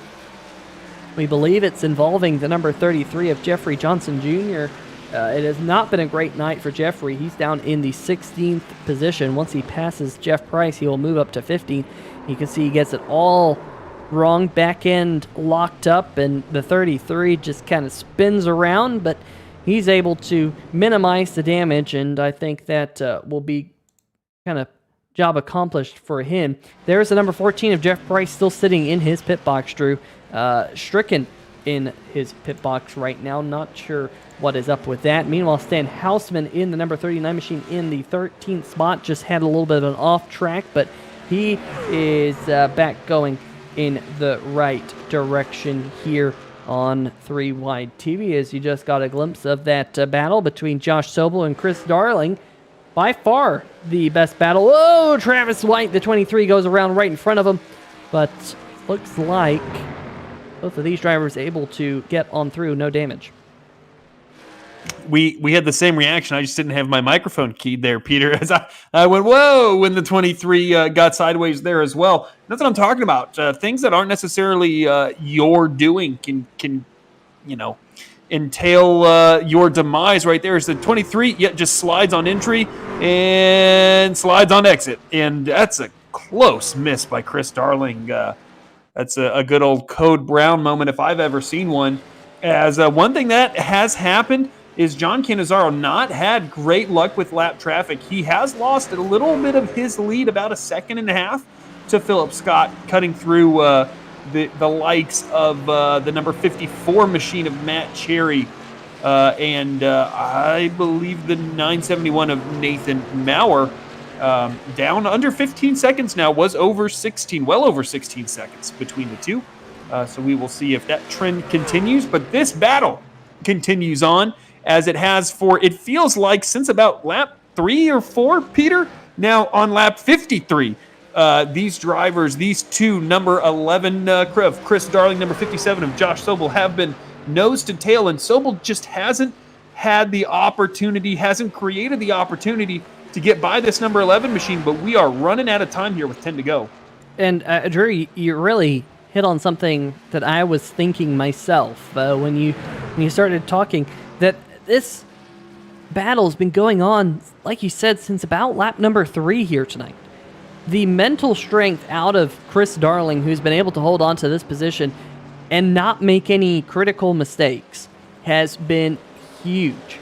And, Sobel with a little bit of a wiggle there coming out of the carousel. He's going to lose some ground because of that. But Darling keeping it on the road, minimizing mistakes, and he's just been able to stay out front. It might take something like that incident with Travis White to put the number 11 behind Sobel, because Darling hasn't put a real wrong here tonight. I mean, let's be honest, he hasn't quite had the pace of Cannizzaro or Philip Scott, but he was lights out in qualifying, stone cold, ice in his veins, put down a great qualifying lap to pick up that craigsetupshop.co.uk pole position award here tonight. A lot of people didn't peg him as the pole here tonight, but he's been also so calm and collected in the race, ice in his veins. He's had the number 57 nipping at his heels for a good majority at this race, and he just hasn't made any significant mistakes. Can he keep that up as the lap count winds down? And Josh Sobel in the 57. Drew, we mentioned that he needs a good run in the 57. He's had so much pace. He's had great starts to the race, but he's either made contact with the wall, damaged the truck, made mistakes on pit road. He here tonight is also minimizing his mistakes and putting together a good run. Just got to keep it between the white lines if he wants to finish where he is, or maybe even get around Chris Darling as the lap count winds down, because he's got no pressure out back. 39 seconds back to TJ Buck in 5th. Yeah, I mean, you always, especially in the case of that podium position, I think you always want to get that position, but the last thing you want to do when you're Josh Sobel is push so hard that you make a mistake and you cost yourself 4th position, right? You have kind of a catastrophic mistake that potentially could end your race. I think you just kind of keep doing what you've been doing. You keep applying pressure. Hopefully Chris Darling makes a mistake and you're in position to get by him, or you just kind of find something. You find a part of the track that you're just a little bit better at than he is, and you try to just keep doing that, keep exploiting it, use that to your advantage, set up a pass and try to make it work, because I think the 57 has the pace. It's just figuring out a way to apply that pace in a passing maneuver, as the number 33 machine of Jeffrey Johnson Jr. has a little spin right there in, I believe, that is the bus stop, but no harm, no foul done. Yeah, Jeffrey Johnson Jr. has struggled here tonight, keeping the rear tires underneath him, and I think he's really struggled with a phenomenon that we've alluded to a couple times here tonight, and that is wheel hop. What is wheel hop? Well, it literally feels like the truck becomes a little bit of a pogo stick. It's a little realm of instability in the setup of these trucks, where if you kind of get the car bouncing, it really doesn't settle, and you're trying to put weight on the brakes the front brakes, so the weight shifts forward. You can't get the back portion of the truck to settle down. It just feels like it hops, and the rear tires just don't have any grip at that point. They don't have any weight on them. They're bouncing around. The car or truck in this instance becomes completely unstable in a braking zone, and you'll just spin right around. We've seen that a couple of times before. Perhaps we'll see it again before this night is over, but the lap count now down to just 7 here at Watkins Glen International Speedway. About 10 minutes left here tonight. As you can see, the shadows are starting to grow longer and longer here at the racetrack as this the time continues on. But there is the number 12 of John Cannizzaro, your race leader. And Drew, we're down to just 5 trucks on the lead lap, as John Cannizzaro has recently put the 971 of Nate Maurer down 1 lap. Yeah, and I would think before the end of this that 84 will be right there with this number 12 machine. As now we're looking back at that battle for 3rd position between Chris Darling and Josh Sobel. And again, Sobel not letting this get away from him. It's just what can he do to get by that number 11 machine? A really good set of S's for this number 57. Oh, that curb! That's what we're talking about with that curb on the inside of the S's. That can be absolutely brutal, but he still keeps it in the gas, gets a good run out of the S's. What can he do through the bus stop? A nice bus stop. Didn't quite get as far left as he needed to, but not too bad nonetheless. As Peter, I think this is about as close as we have seen this number 57 get to Chris Darling, and he is certainly applying the pressure here with 5 to go. Yeah, and Sobel doing a really good job there of getting through the bus stop and also through the carousel, trying to carry as much speed as he can, use as much of the racetrack as he can. I've been really impressed with Sobel. He isn't much of a self-proclaimed road course driver, but he has definitely shown that he knows how to be very consistent here on the road courses over the last couple of nights here on the channel. As he heads toward turn number 1, looks like the 11 of Darling gets sideways, and now Sobel gets really sideways, still like a rodeo. The number 57 took him forever to get the rear tires back underneath him, and Drew, you could just see how much ground he lost on Chris Darling there. He's going to have to let those rear tires cool off, get the number 57 back underneath him if he wants to mount another charge here with just 5 more laps to go. Yeah, I think you can really see the state of the tires for these guys. They've been pushing super hard. We see that the rear of both of these trucks does not look particularly underneath them at this point, as both the 11, had a bit of a moment going into turn 1, and the 57 coming out of turn 1, trying to apply the power. I think that they are doing everything they can to keep pushing, but also just keep that rear under control. I think right here was where Chris Darling was a little bit quicker last time. I don't think he's any quicker this time by, as it says 4 to go now with these drivers right here. They are coming to the start-finish line for 4 laps to go. Back out front, nothing really new to report. The lead is almost back to 17 seconds for Mr. Cannizzaro. The best battle on track is absolutely for that 3rd position. Yeah, that 3rd position is red hot. I'm just looking up and down the scoring pylon. Nate Maurer, Matt Cherry. That battle for the 6th position is just under 3 seconds right now. And then if you go a little bit further back in the pack, Randy Bledsoe and Doug Neal. Here is Doug Neal, and that truck right in front of him, that is Randy Bledsoe. That is the 9th positioned truck here tonight. So a couple of positions, or battles for positions here under 5 seconds late in the race, but this is the only battle for position that's underneath a second, as Sobel has closed back in on Darling. They're coming to just 3 laps to go this time by between these 2 trucks. And Drew, they've battled it out now for near on 150 miles, and they're still just separated by underneath a second.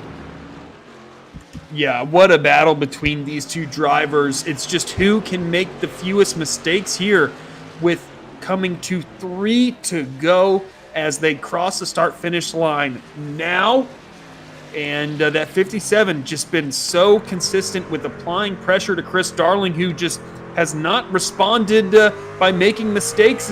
Again, you just see how much movement the rear of these trucks is having on every part of every corner, it seems like, as the number 57 just has a really good rhythm through the S's. It looks like Chris Darling just not quite getting to his apexes, although not costing the 11 a ton of time relative to what Sobel's putting together.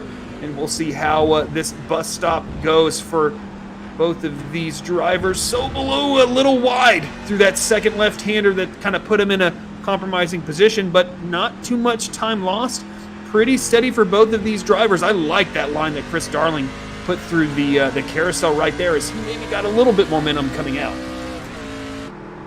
Yeah, just how impressive has this race been for these two drivers. Right now, we got a quick look at Philip Scott. We're going to see if maybe these two are actually closing in on the second place driver, but they're still quite a ways behind Philip Scott. Just 2 laps to go now. You're not missing anything up at the front. John Cannizzaro, like you said, Drew, 17-second lead. And then Philip Scott has about 12 to 13 seconds on this group that you see here. Is, oh man, a good lunge there by the 57 of Sobel.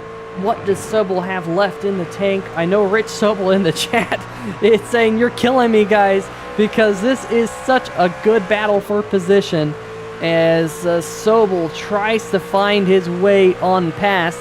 Your race leader, John Cannizzaro, right now coming through the final set of corners. He will see the white flag. This time he's closing in on the back of TJ Buck, who is the last truck on the lead lap.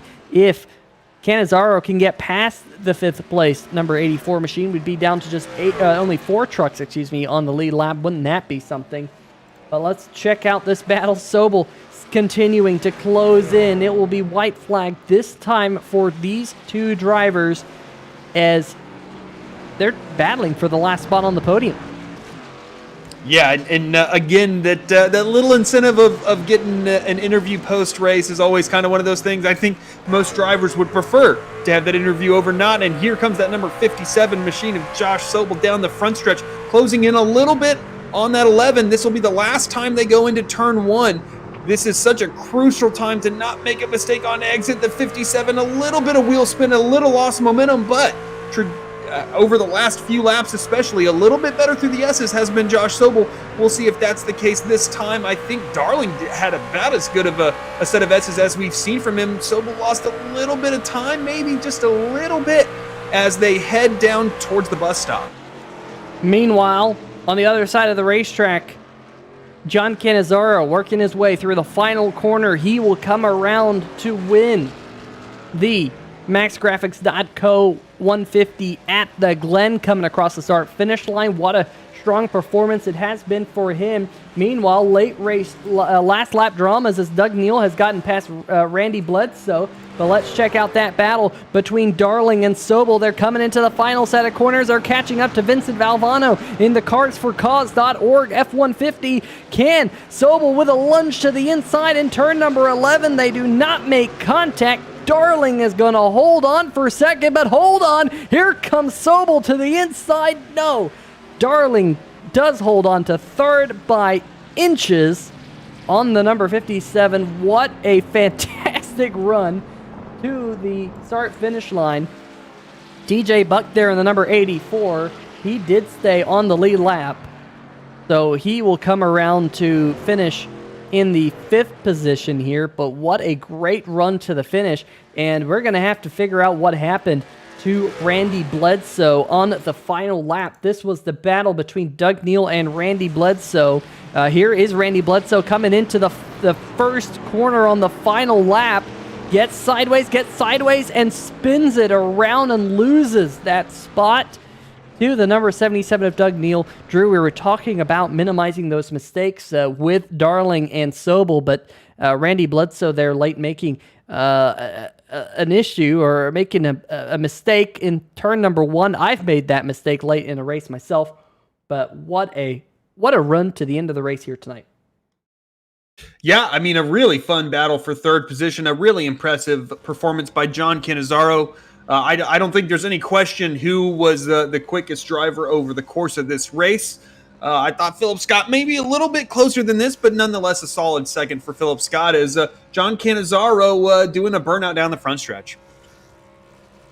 Yeah, what a good burnout as well for the number 12 machine. It's hard not to it's hard to do a burnout without hitting the walls, I should say, here at Watkins Glen. I've done a burnout here before and end up in the fence. So I think Cannizzaro here doing really well in the Mopar Chevrolet. We have not highlighted that irony yet here tonight. Always somehow trying to get a Dodge into iRacing is John Cannizzaro, as he pretty much does a burnout the entire length of the start-finish line, and he starts to do some donuts and for number 1 as well. Really enjoying his win and becoming the first driver, Drew, to get 2 wins on the season.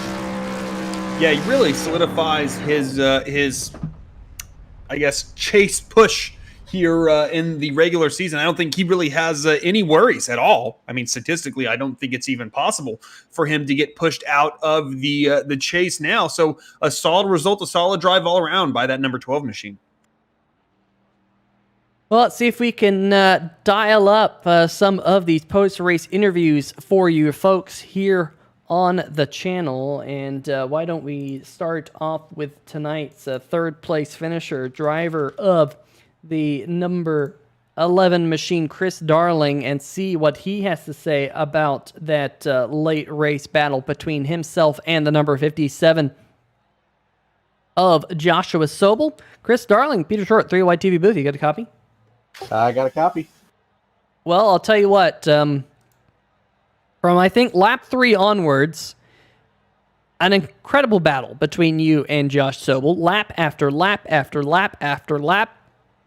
We mentioned it there late that it was a lot of ice in your veins here tonight. Not only did you absolutely blow everyone out of the water with the fastest lap in the CraigSetupShop.co.uk poll shootout, but then you just had ice in your veins, keeping the 57 behind you the entire race. I mean, walk us through your night. I know this is your favorite road course. I'm sure you're happy with a top 3 finish. Oh man, I love it. It was awesome. I wasn't expecting the pole. I knew I could run a fast lap once, but I just wasn't consistent enough to keep up with those top 2 guys, and I kind of knew that. So early on, I just I tried to stick and lead a lap, which I was able to do, and then sort of made a business decision and just let those 2 guys go. They're great road racers. There's no way I was gonna keep up with them or hold them off or anything. So and then Josh. I think we raced here 2 seasons ago. It was the same thing, me and him, the whole race. So this time I was in front most of the time. The last time he was in front. But, yeah, I don't know. I was watching him most of the race. I know you're not supposed to do that. You're supposed to, run your own race. But I couldn't help it. I was watching my mirror pretty much the whole dang race. So, I don't know. I had a few moments, but I was able to keep from wrecking. So that was a good race. It was fun.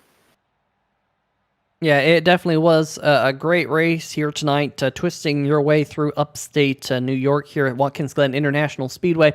But of course, we aren't going to stay here because next week we go to the short track, Bristol Motor Speedway, for a short track event, the Last Great Coliseum. What are your thoughts about going to Bristol?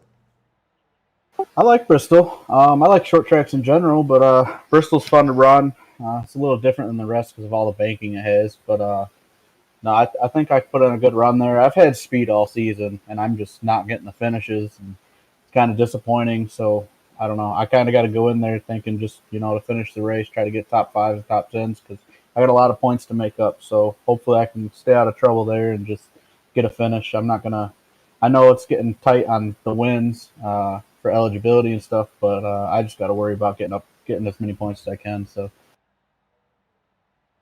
Well, top 3 finishes is how you do it. I'll just give you that hint right now. Before we let you go, Chris, I know it was the MaxGrafix.co at the Glen here tonight, so I know you got people to thank and shout out and do all that, so let's hear it. Well, first and foremost, I want to shout out Taz Racing Customs for being on my truck most of the season. They weren't on there tonight, but hopefully we can get him in victory lane at some point this season. I want to thank Stay Tuned Sports, Fear Street Journal, Brookstone Animal Hospital, all the good sponsors that make the league go. And also my teammates, bouncing ideas off them in practice and before the race, just trying to figure out what lines to run and stuff. They always do a good job at helping me out. Pretty much just everybody that makes the league go. You guys, everybody. I just want to thank everybody. It's been a fun season so far. Everybody's really close and tight together and racing hard. So it's been fun. Absolutely. Well, Chris, congratulations on your third place finish here tonight, and what a battle there between you and Josh Sobel there at the end of the race. It's times like that that makes sim racing a heck of a lot of fun. We'll see you next week. Thanks, Chris. All right, that's going to do it with tonight's third place finisher. Let's see if we can dial up tonight's runner-up driver of the number 99 machine, who's caught up with Drew Eisenman. Drew. Hey, Philip Scott, Drew Eisenman up here in the 3-wide TV booth. You got a copy? Yep. Well, Philip, another road course here tonight. Qualified fourth, finished second. I know you put a lot of pressure on yourself here at the road courses. Are you satisfied with that result? More satisfied than yesterday. I think John was just that. Me and John, like in practice especially, were like dead even, and so I got the better of him yesterday. He got the better of me today. You know, I've raced with him in other series too. I've gotten second to him at the Glen in other series as well. Yeah, so it's fun to have that little fun rivalry. It's fun to race with him. And at the start, I was just like waiting for something to happen between Darling and John. And once Darling got by Darling, then I managed to get a run off of him a couple of corners later, but I didn't want to. After what happened at Milwaukee, I was like, I'll be very careful. And so I was just like carefully going around the last two corners in the wrong line and like the bad line, just so I could eat. And that cost me a couple seconds on John, and then kind of just stayed put for a while. Then came the first pit stop. My biggest mistake was I forgot what car I was driving in, and in these NASCAR trucks, they obviously, you know how these drive. They drive like boats or buses or whatever, and you can't push like you can in other cars. It's just so hard to just like do that backwards thing. Like I was trying to close the gap after he got me on the undercut, and it didn't work out because I just burned my stuff up, and I lost 7 seconds in the span of like a few laps because of that. I realized that's what happened, and then I readjusted for the final stint. I knew I wasn't going to win at that point, and I didn't lose any time at all. Second one, the next stint, yeah, it was just me thinking I was in a GT3 for 20 laps. That's all. Well, yeah, and I mean, still second is a really, really solid result. But next week we have no more right-handers, a bunch of high-banked and in quick succession left-handers at Bristol. What are your thoughts going into that half mile? Yeah, Bristol's. I like Bristol. I did pretty good. I actually finished behind John, ironically enough. Last time I raced in the series at Bristol, but that was the dirt track. I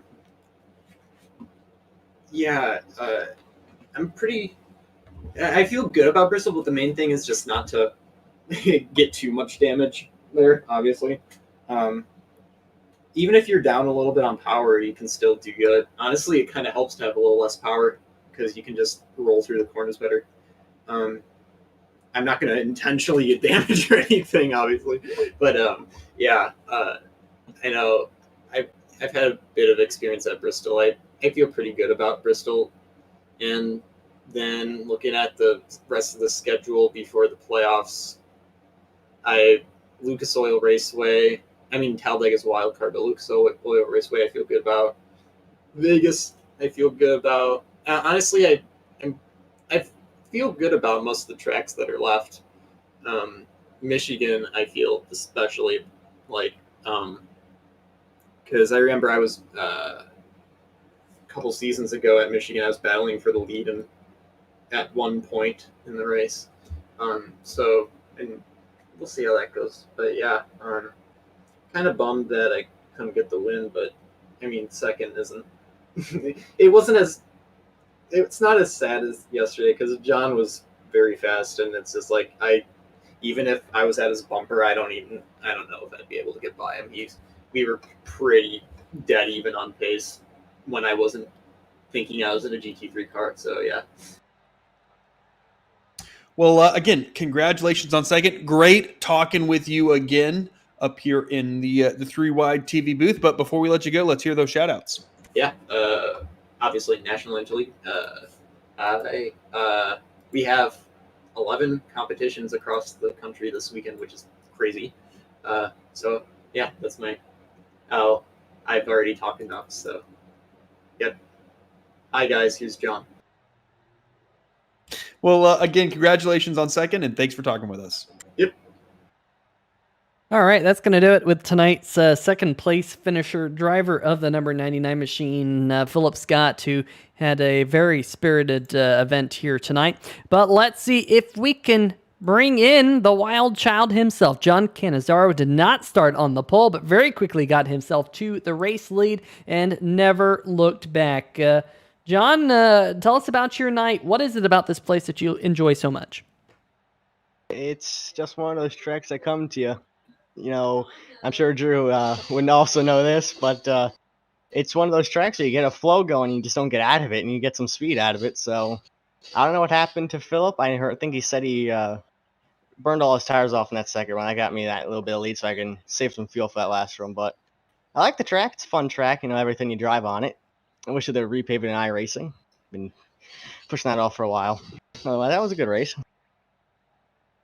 Yeah, I think that's going to be coming fairly soon to the service, but you go from the road course of Watkins Glen to Bristol next week. That's always fun. Might we see some wild child step out next week? Yeah, last time I was on Bristol was in dirt, so we're going to have to see. The outside's fast. Outside's also looking mighty fast for me, so we'll see. Can't spill secrets.